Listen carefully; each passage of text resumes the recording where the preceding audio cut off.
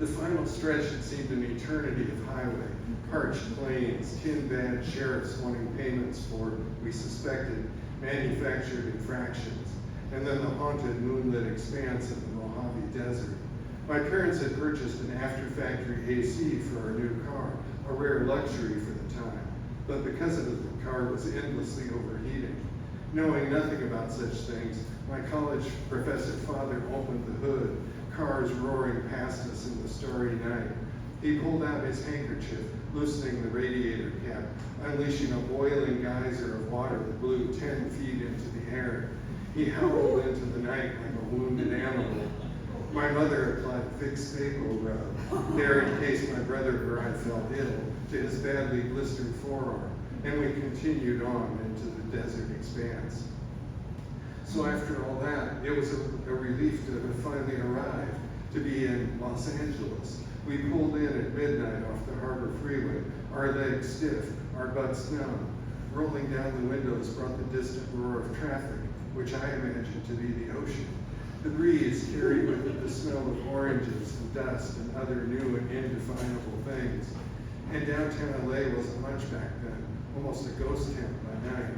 My brother whispered over to me, "It's not very nice here, is it? Not like Indiana."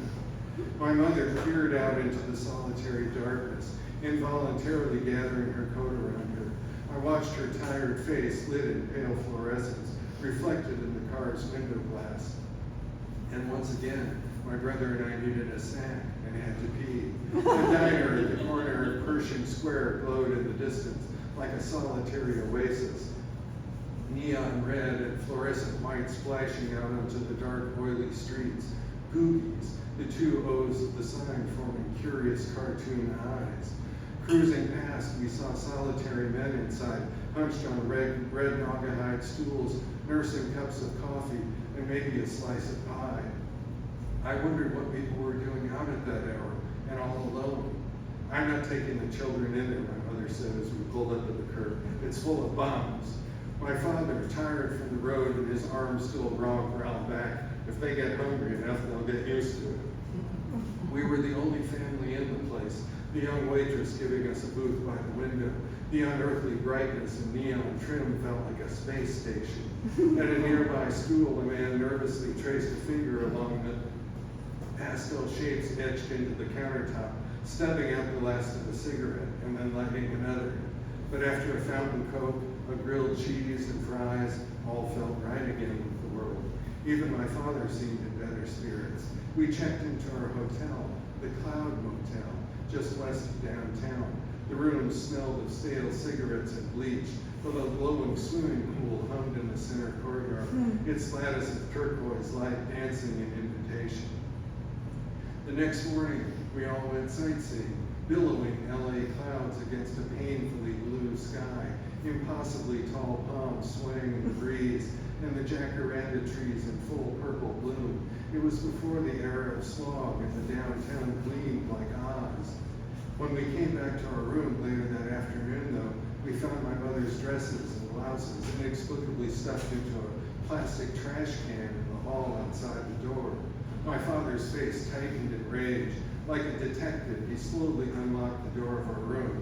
Inside, 3 men in their underwear sat at a small round table, smoking cigars and playing cards.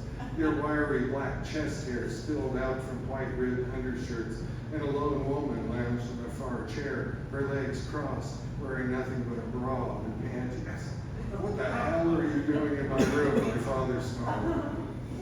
"What the hell are you doing in my room?" a man who appeared to be the leader of the group shot back.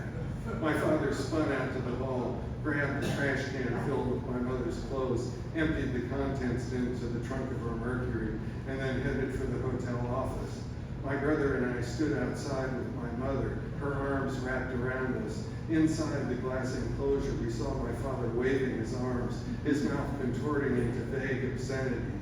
In response to something the desk clerk said, my father drop-kicked the plastic trash can clear across the office lobby. He'd never been good at sports, but it was an impressive shot.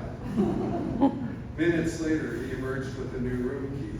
"There's a convention nearby," he said, his face still red, "and they needed the larger rooms. It's apparently how they do things here. but we're getting the new room for free and for the rest of the week. I looked at my parents as we made our way to the new room, trying to decide from their expressions whether this turn of events was a good thing or a bad thing. My father suggested we all put on our suits and go for a swim. "Welcome to LA," he said.